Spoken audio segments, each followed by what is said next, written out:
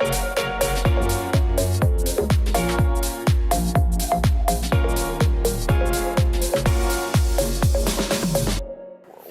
to our session. Thanks for joining us. For those of you who don't know me, my name is Stephanie Smith. I'm the Director of Portfolio Operations for the UK for Atlas Residential. We have 3 properties that are either being developed, in lease-up, or are fully operational right now in different regions. But this isn't really about me. I'm actually really excited to be the moderator this go and ask some of my really amazing peers.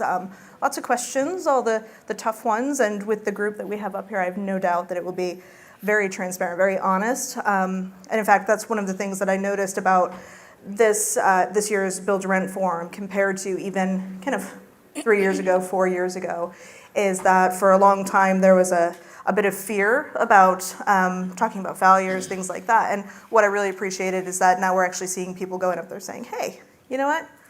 This is the reality of what we do. Things will kind of get mixed up a little bit, and let's move on, let's fix it. So I have no doubt that we'll probably hear some of those stories from the team here. This panel is about mobilization. So we very often hear about the investment side of it, about the cash flows, and then we hear about it once it's up and running. But there's this period between that is kind of a mystery for a lot of people still, and there are a lot of questions about what happens, what's the reality of that, what are all the little pieces that fit into the puzzle to make things actually happen when you open those doors and start handing keys over to residents. So I have today with me, we'll start out with Martin. I'll let them kind of introduce and talk a little bit about what their company does before we dive into the questions. Next to him, I have Stephanie from Long Harbor, Lend-Lease. I'm looking down the row here, and you're just looking at me. well, naturally. So yes, sorry, head of Build to Rent with Lend-Lease. I have Helen Peace, who is with Live, and everybody obviously knows about Live and just their progress in the management piece. Obviously, we have Jenny from TP. And she's leading the charge over at Wembley. And then we have Sogol, who we were debating up here whether she looked like Selma Hayek or Marissa Tomei. We'll be doing a poll at the end. But she is leading the charge over at Way of Life. So please do ask questions. We don't have Slido. Sorry, no gadgets for us today. But raise your hands, ask questions, and we'll open that up towards the end. So. Do you want to talk a little bit about what the company is doing? Yeah, of course. Well, good afternoon, everyone. My name is Martin Betts. I'm the sales director for UK and Ireland for Yardi. Hopefully, many of you know about Yardi. We have a lot of clients here today, which we're very fortunate to have. So Yardi is a software provider for not just the build-to-rent industry, but any real estate asset class through, not just UK, but globally. So property management, CRM, investment management, facility management. So Yardi is a true ERP platform for any type of real estate, but the build-to-rent software has its own unique capabilities, which I'm sure we discuss during our session. And I'm Stephanie Barbabosa with Lend-Lease. I've been in London for about 18 months. Before that, I was obviously in the US, working a little over 25 years. I'm still 29, though. Do the math later. All across the US for Alliance Residential, Gables Residential, and now I'm here, heading up the Build-to-Rent division for Lend-Lease. We currently have a $1.5 billion partnership with CPPIB, which most of you may have read in the trades a while ago. And we have 2 assets under construction, just under 700 units that'll be open in about 18 months. Hi, I'm Helen Peace, and I'm the Managing Director of Live. Live have a number of different companies. We've got the operations side, which is really my love and what I do. We have Live Consult, Live Interiors, and Live Capital, and all of that comes together to give a holistic management strategy to Build to Rent for us as a business. We have currently 10 buildings that are operational, Build to Rent buildings operational. We have another 5 that we're currently mobilising at the moment. And when we put the 2 together, that's over 2,000 units nationwide. Okay. Hi, I'm Jenny Foytik and I'm from TP. I've been with TP for almost 4 years actually, so right from the offset, which has been exciting, lots of changes. We're most well known ultimately for our Wembley site because that is the site that we have at the moment. We're operating just over 550 units presently, but we've got consent for up to 7,000, delivering 750 this year and 1,500 next year. So we're very busy at the moment. We've mobilised 3 buildings ultimately to date, and we've got 3 that we're going to mobilise this year. That's what we're gearing up for at the moment. And sorry, to clarify, we build, we rent, we operate. Hi, my name is Sogol. I don't know what you're going to call me at the end of this session, but I'm a managing director of Way of Life. You've probably seen the stand outside. We are an in-house management platform exclusive for Long Harbour, which is the private equity firm. So we work with private pension institutes.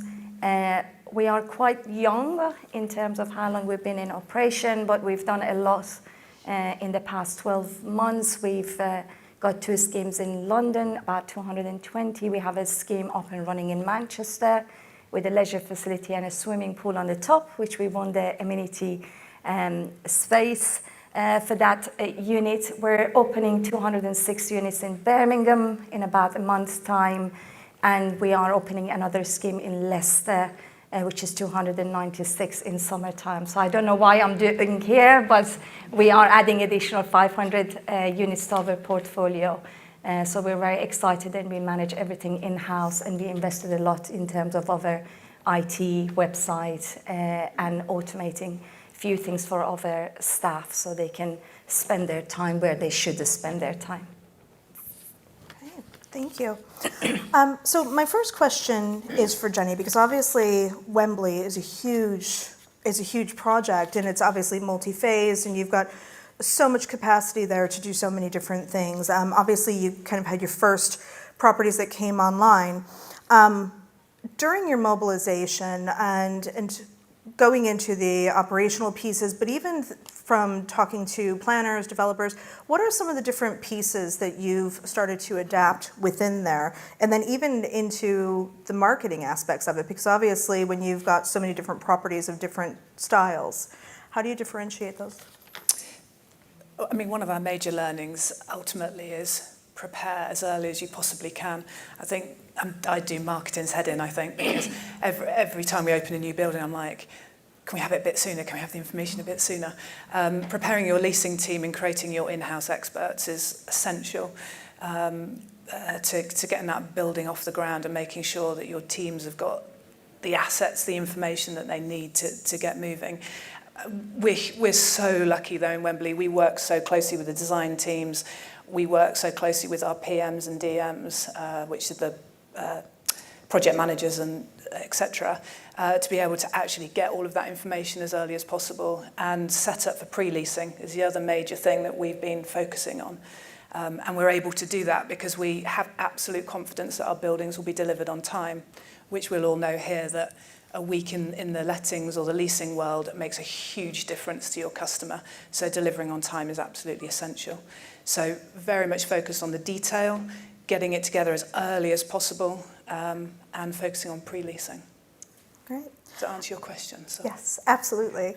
So I have a similar question for you, because obviously you're developing new sites, you're in different markets, so a little bit different. Obviously, every community kind of has a little bit of its own heartbeat. So how are you taking what you've learned from the first ones and adapting those to the different markets, and how are you building that value through the design and procurement? So I think, as you mentioned, it's very important to learn lessons. Every market is different, so you cannot say, I can just take this one and take it somewhere else and it will work, because you have a different customers, they have a different needs. But there are a few things that you need to consider when you're building a new scheme, and that is more about what type of kits do I put in, what did I learn from it, and how can I just avoid adding to my life cycle cost as well, which I think is very easy to miss right at the beginning. You're just thinking, oh, I want to have something cheap and cheerful. You're not selling, you're actually holding on to asset, and it will make a huge difference. So we have a scheme in London, but we have a scheme in Birmingham and Manchester. So I've mentioned that we have a swimming pool in Manchester, but I wouldn't say that that will work for any other schemes. But working closely with your development team right at the beginning when there is a design stage, so you can just say, actually, this is what you need to do, avoid doing this, we learned this, and even sourcing few bits and bobs, which feels like it's very easy, but like when you're going through the defect process, it's going to be very painful because your customer doesn't have a patience for you to find a handle from Switzerland and deliver it here. But we're always thinking, oh, we want to introduce something new, but we never think about the long term. And Stephanie, I mean, obviously you have broad experience from the States, and you've brought that over here, which I can vouch for. That's not always the easiest transition. What were some of the biggest surprises to you when you first came over here, and then where are you seeing areas, A, that we've progressed, and B, that we still desperately need to progress? So on the progression side, it's clear that everybody has a deep understanding at this stage of getting the basics right, of the importance of customer, of how all of the programs and the amenities and the sort of social impact that you make building community at a site lends itself to your returns. I think everybody gets that now. I think there's a massive push for technology here, and I think you guys understand the ways in which that can impact a building. Some of the other more kind of controversial things that need a little more progression and hopefully as a sector becomes more cohesive is largely around planning. We heard a lot about that already in the conference. In the States, planning is much more settled. It's much easier to rock up to any borough, any county, any state, and have a deep understanding of what it is you need to deliver. And so to the extent that we can sort of band together and help drive where planning needs to get to, that just benefits us all. I think that's a key one. I think sharing data is quite different here. So in the States, and Stephanie and I have talked about this before, we never did work in the same market, but we worked at the same company in the past, albeit at different times. And both of us, irrespective of whatever market we were in, we met regularly with our competitors, with on-site people. We hosted events, breakfasts, lunches, drinks. We shared information about the trends that we were seeing local to our market. And there's a real reticence, because it's such a nascent sector here, to kind of hold some of that IP back. And I think to a degree, there's certain things that you may feel strongly you need to hold back, but overall, we all boats rise together, and we all improve the sector together. And one of the knock-on effects of us getting together back in the olden days with our competitors is there's genuinely a drive to push each other to do better and to be better as operators, to provide the best customer service you can. When you find out that a competitor is offering something that you're not, there's this sense of one-upmanship, right? And so you do something even better than that, and then you go back to them and say, well, I'm doing this, and here's what the results I've gotten, and then they come up with something even better. And there's just this constant interplay of excellence, really, and at the end of the day, the customer is at the heart of it. So I would encourage everybody to be as candid and as transparent as lessons learned, and what are you doing and what are you trying to get to. That's really the best way the whole sector can improve as a whole. And the other thing is around sort of regulation. The stuff around the rent control is really frightening, I think, for a lot of investors and a lot of operators. And having lived and or worked in the majority of the markets in the States where rent control is in effect, San Francisco, Los Angeles, DC, and New York, it truly does not work. There are loads of bad outcomes from that sort of thing. And again, it's about getting together as a sector and talking about what we need in that sector and pushing things like that forward. So. Thank you. And Martin, so Stephanie and the team of the group up here have mentioned about data, sharing knowledge, things to that effect. What are you seeing? So obviously we see a lot about technology.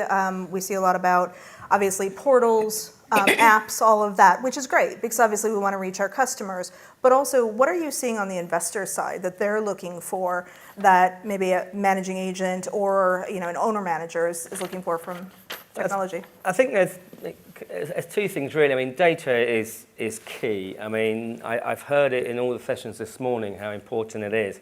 The investor wants to see the results of their investment, and without the data, they're just not going to see those results.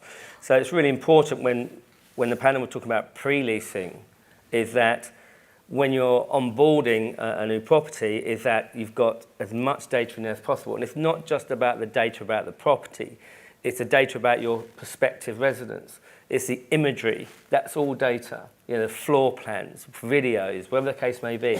So the investor wants to see that as an operator, you are portraying their building in the correct light and enticing the customer. But the reporting back to the investor is ultimately key, because what they're looking for is, what's my bottom line?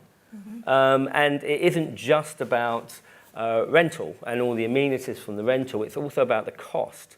So having that data about your fixed assets within a centre is all important. So our Otis lift's not particularly performing very well. Is his air conditioning unit continually failing? This is all data and reporting back to the investor that they require. So it's up to the operator to ensure that that data is there, but also the investor provides them with that as well. Now, Helen, as a third-party manager, and obviously you guys have really been leading the charge in a lot of the consultancy when it comes to new developments and investors coming into the arena. How are you finding that information, you're transmitting that over to those parties, and also how is that impacting, how are you using that to actually provide some of that consultancy and then therefore operate the properties too? Fine. I mean, I think, you know, we're very lucky because we've got Live Consult, and we have in Live Consult a team of analysts who research the market thoroughly. We're looking at demographics, we're looking at what the target market is, and we're actually able to utilise that information. So when we're talking about mobilisation, we've done a massive piece of work before we start to mobilise a building, and we know who we're talking to. Quite often you have to create your own market. And we mobilised a building in North Acton about 18 months ago, and if you type into Rightmove, I want to live in North Acton at the market rent that we were actually marketing at that time, you wouldn't do it. It wasn't there. So creating that data and working out how you're going to actually develop that market, create that market, and work very closely with the marketing as well to develop that is something that is key to us. So as I say, having Live Consult is great because we can use that. Data is absolutely key, and I can only say that I'm in complete agreement that we should share it as an industry. When you look in the US, and I was there recently doing a research visit, you look at how much data is shared between different competitor companies, as you guys know, and we can all build and develop from having access to that information. And I think there is a real reluctance at the moment in the UK, particularly from institutions, to share that, but I think it would benefit us all if we had access to it. I agree completely. Everybody's heard me harp on about that before. So one of the questions that I have, Jenny, I'll start with you on this one, but especially because now you've got a few properties under your belt, how predictable is some of that take-up, especially now that you do have systems in place, you've got some of that data. Are you seeing that the trends are staying true, or is it really starting to change quite a bit? We're still learning, ultimately. There tends to be your seasonal highs and lows that are fairly consistent. There's a good time that we want to bring a building to market, and then a not so good time.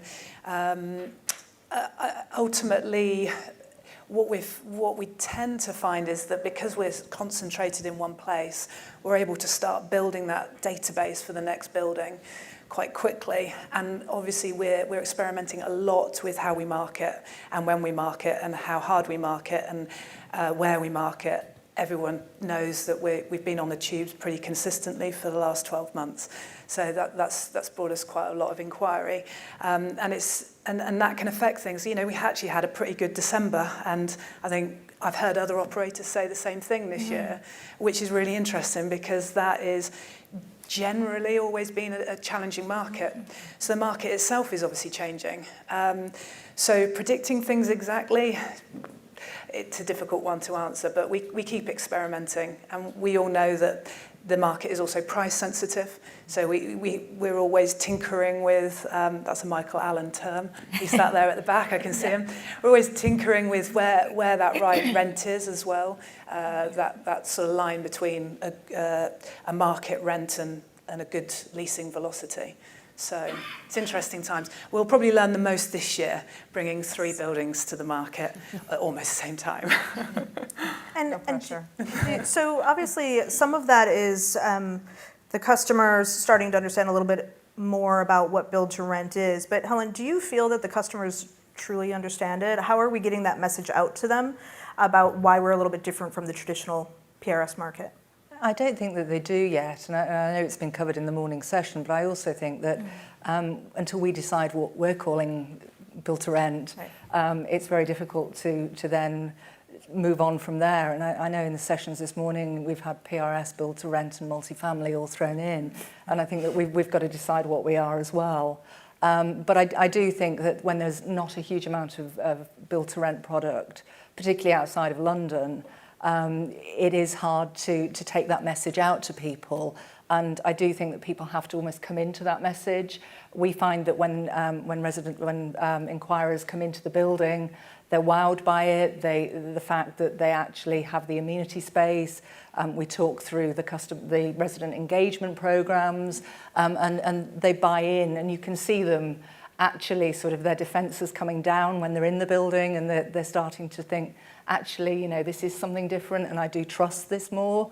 And so I think that, you know, at the moment that is really a job we've got to do from the ground upwards. I do think there will come a time, and not too far away, when we actually, we will be able to message out, because we'll have the scale as an industry.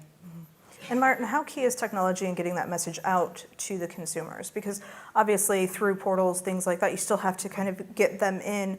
But one of the hindrances that we've heard, obviously, on some of the sessions this morning, and then just from talking to peers here and there, is also some of the lack of responsiveness of the machines, if you will, of the old providers for tech adapting to the new market. Yeah, I think so. You've got where you've engaged before. You've got, again, that data to re-engage with your potential customers, because just because they weren't a resident 6 months ago, they are that potential resident today, and you've got to give them that experience. So, you know, if they've logged on to your portal before, you know, everyone understands now that they have log-on and passwords. I've got about 5,000 passwords on different sites, whether holiday sites, whatever, and people expect that now. So when they go back to your business, they know that, you know, they are still a customer, even though you didn't rent the apartment out.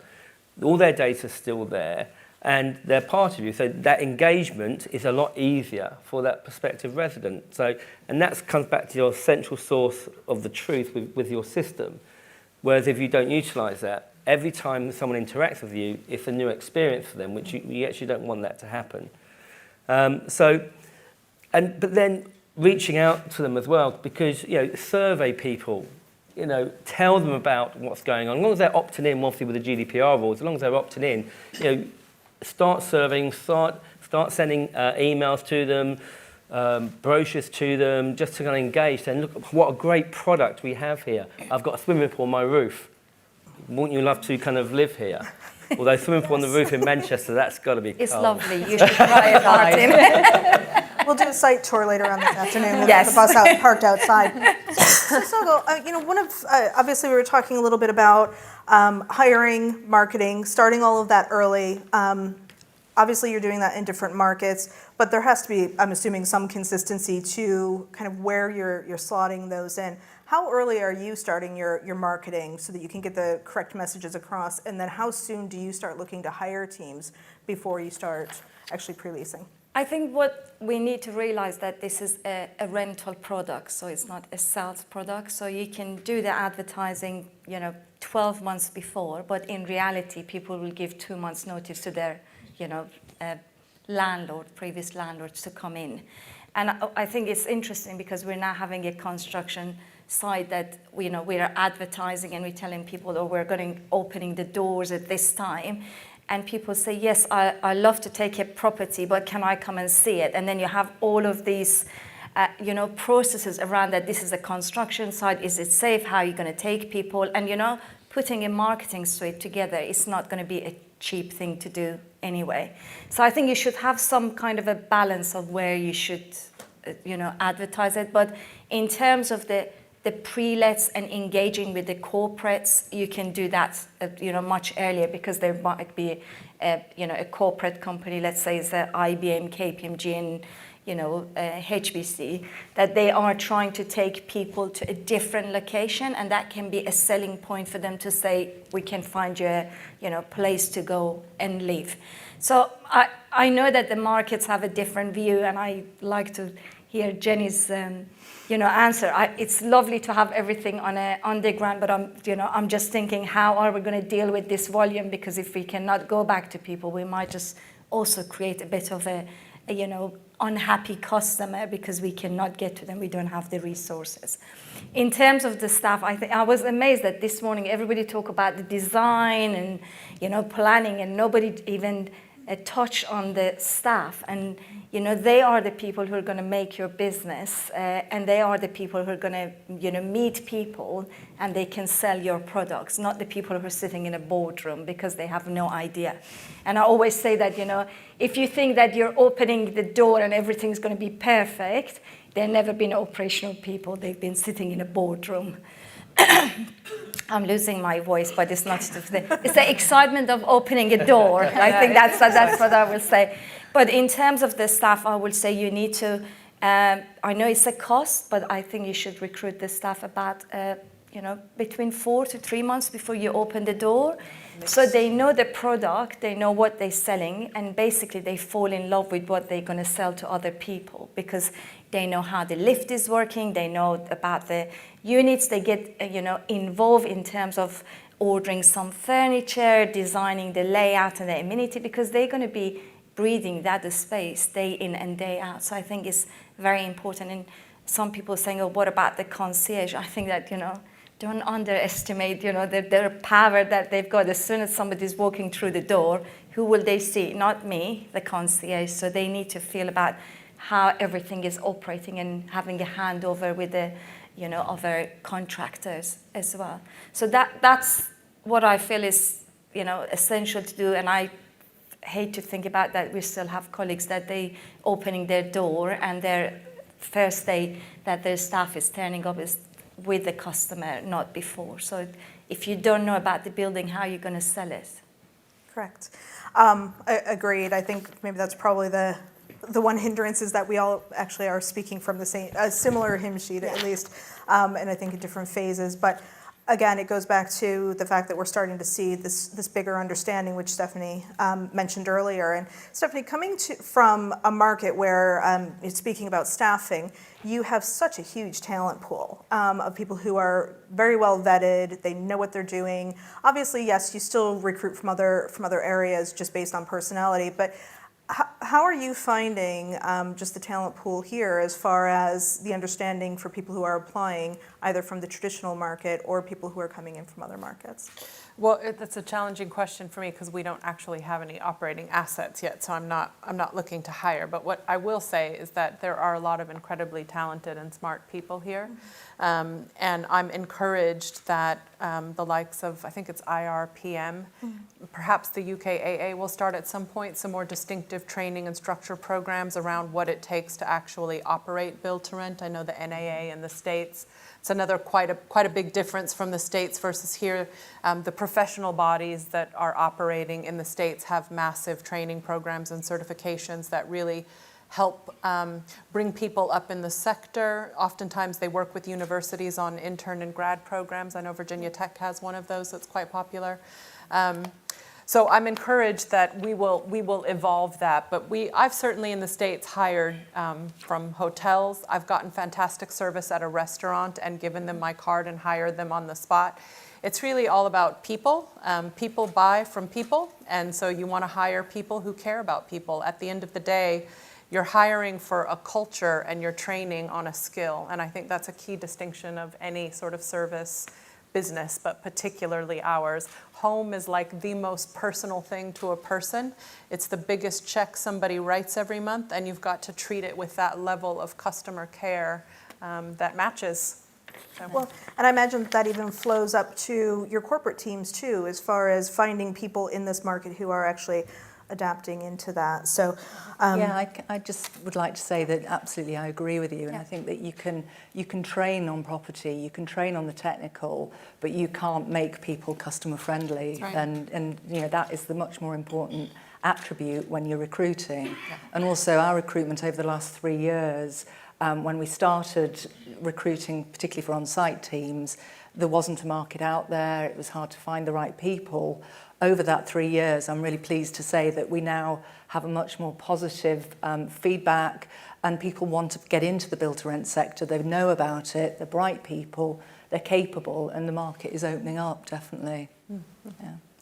and actually, Helen, I was going to ask you too. I mean, obviously your different sites have different needs, and you have some where you have a much shorter time to get teams up and trained. How have you changed your training patterns to make sure that they're living up to the LIVE expectations? Okay, I mean, I think, you know, again, this has been a very steep learning curve for us, and one that we probably didn't get right in the beginning.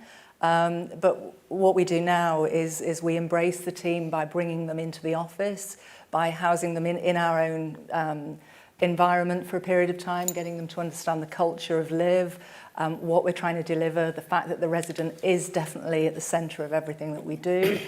They also get to work with colleagues in the office, so they understand the issues that they may have. So when they're back out on site, they have an empathy, that they understand that you need a right to rent. You can't just let somebody move in.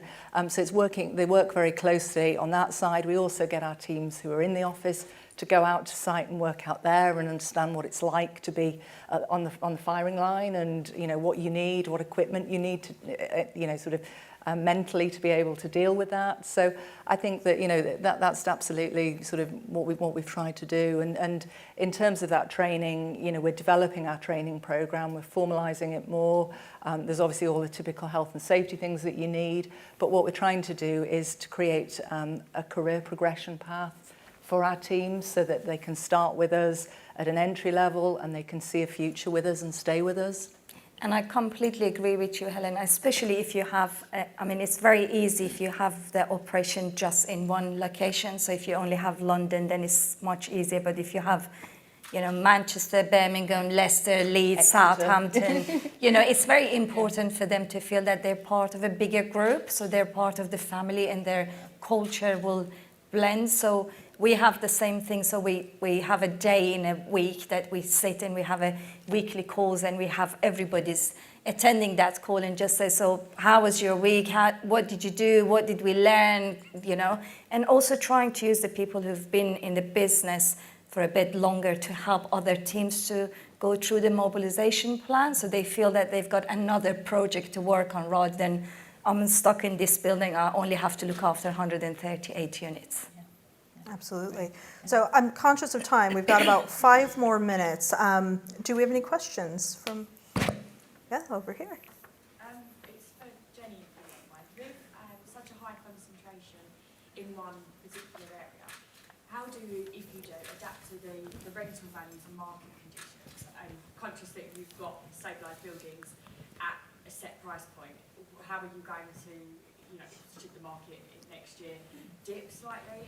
How are you going to launch on new buildings, and what's your strategy behind that? Many strategies, I think, is probably the easiest way to say it.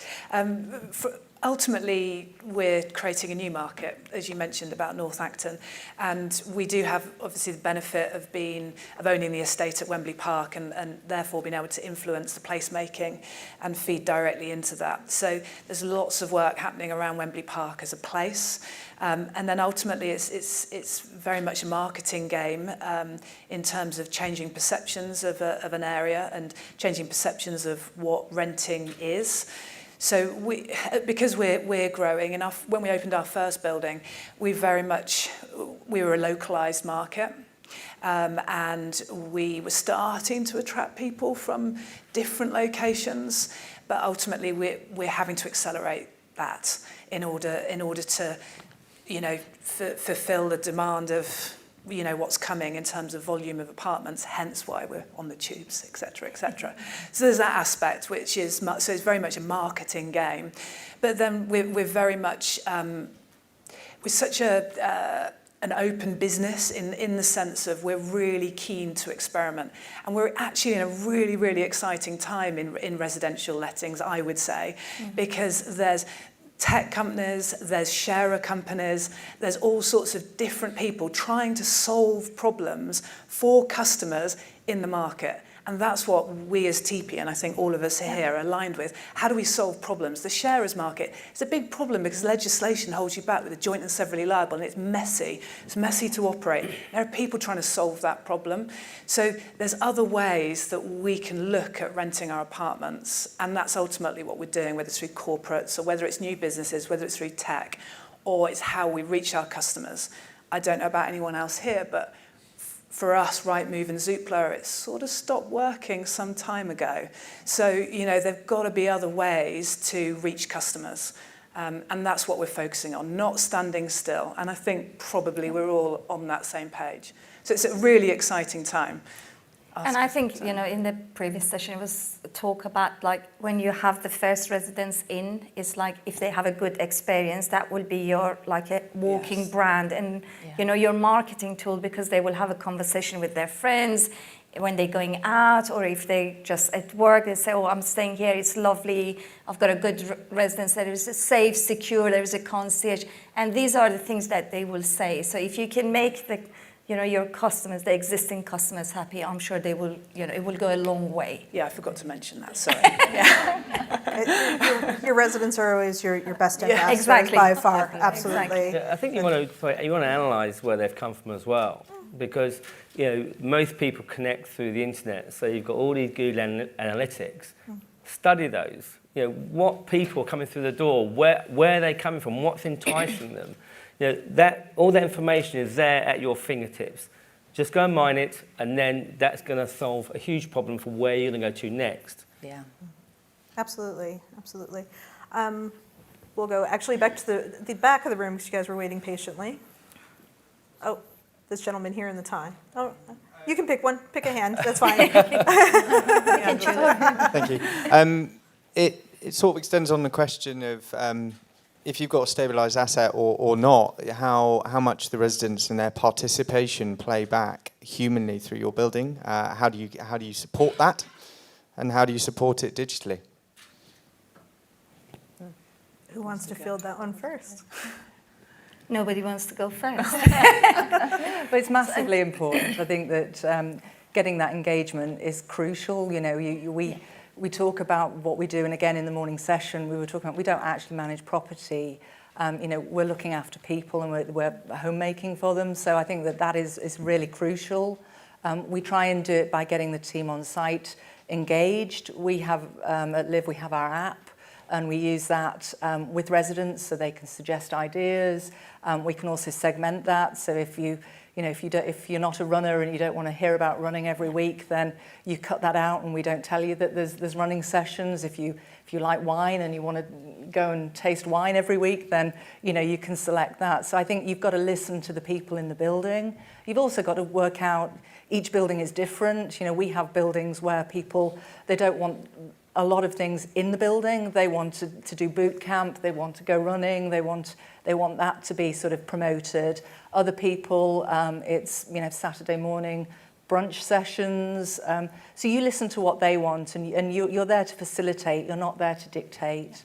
And I think from me, the key thing is that to know your customer and value them as an individual. So you need to know who's living behind this door. And if you get to know them, you will be able to give a lot back. And our job with creating all these amenity spaces is not to force people to use them, to give them a choice and design it in a way that they naturally bumped into each other on the way, in or out. So I think it's important to see them as individuals rather than this is a block and I have this number of people living with me. And I mean, I do it myself. I don't know if any of other colleagues, I mean, I knock people's door and I have a chat with them, and I know about their problems, I know their name, and it's really nice. So I encourage everybody to do that, because I think it will really help your operation. And then when they want to renew, they're just thinking twice, oh, why should I go out and look for something else? I already know my landlord, they know me. For the sake of 2.5% or a 3% or a 5%, do I really want to move out?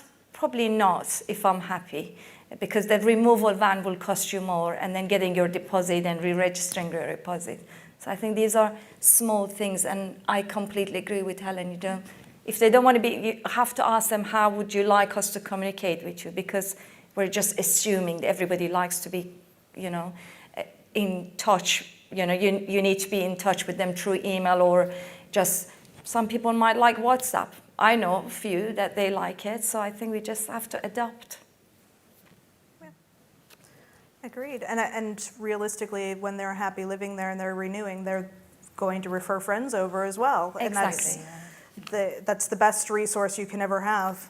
So absolutely. And you're always looking, and the data is telling you that people are moving within 5 miles. If they're not, so why? Why do they move within 5 miles? Right, and typically if it's outside, it's because of work or a massive life change. Yeah. You're right, absolutely. I'll let you pick somebody since, Afternoon, Tim Reed for Communications. A lot of talk in Build to Rent around millennials and younger generations. My question is, do you guys see a market in senior living in terms of Build to Rent, and how are you mobilising your businesses to look at that area, or not? Good question. I can go first this time. I just think that we should just get away from this 25 to 35 years old. I think it's wrong.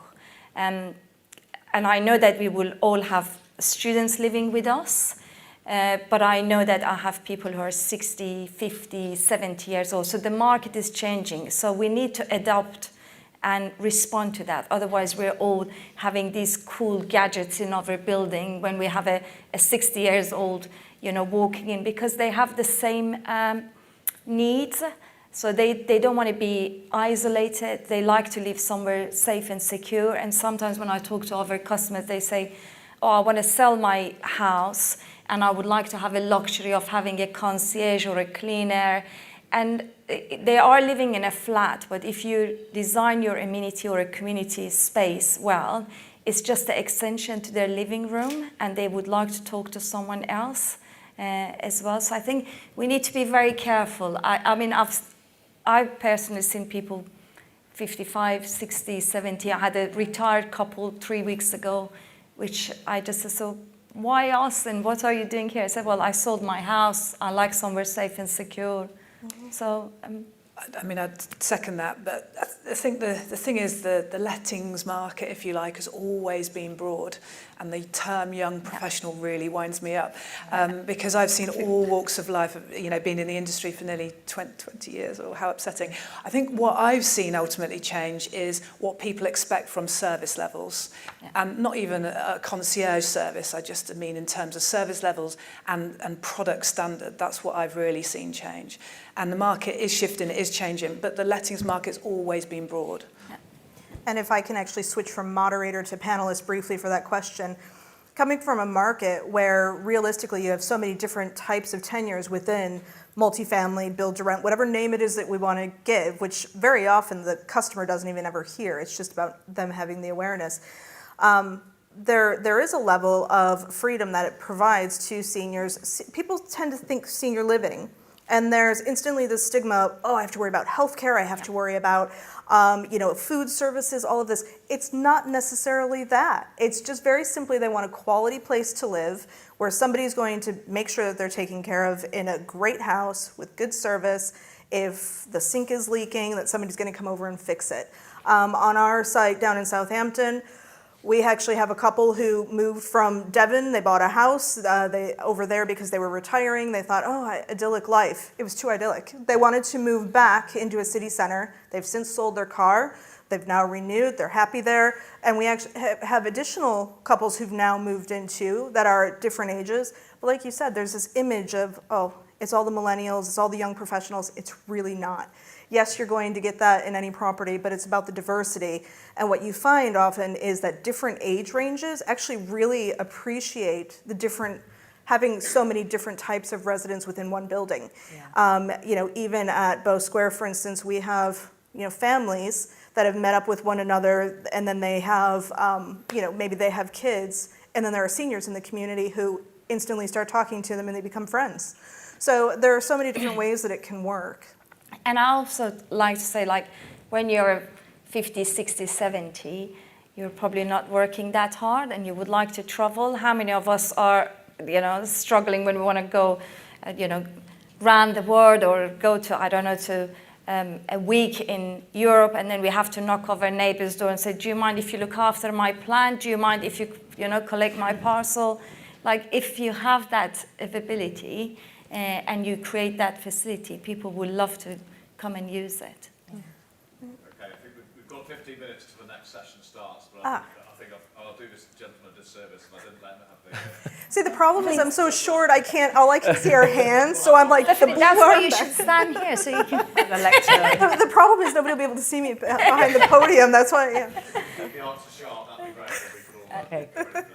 So on the marketing side, I've seen competition between different providers, and it's pushing the other providers. For example, deposit replacement schemes, allowing pets in properties. That's a massive change in the rental market. How have the likes of TP found the effects of offering this? Has there been good uptake? Have you experienced the tenant going through the journey and coming out the other end? And how's that affected things? Because it's quite complex and new. Yeah. Short answer is, yeah, it's been brilliant and great take-up, both on the pet side and on the zero deposit side. And we're thrilled to be one of the first to be doing that kind of thing. As Stephanie said, we will absolutely all be trying to outdo each other if we're not already trying to do that. But it's great for the customer. Ultimately, it's great for the customer, and that's right. what we're all about. So. Yeah, that's right. Great, I think we're going to have to wrap it up there. But I think it's been a wonderful session. Thank you very much. I think it's gone for a lot longer. It could go a lot deeper, a lot wider, and everything like that. So, but I think everybody here, if we could all put our hands together for the panel, for Stephanie and a panel. Thank you, guys.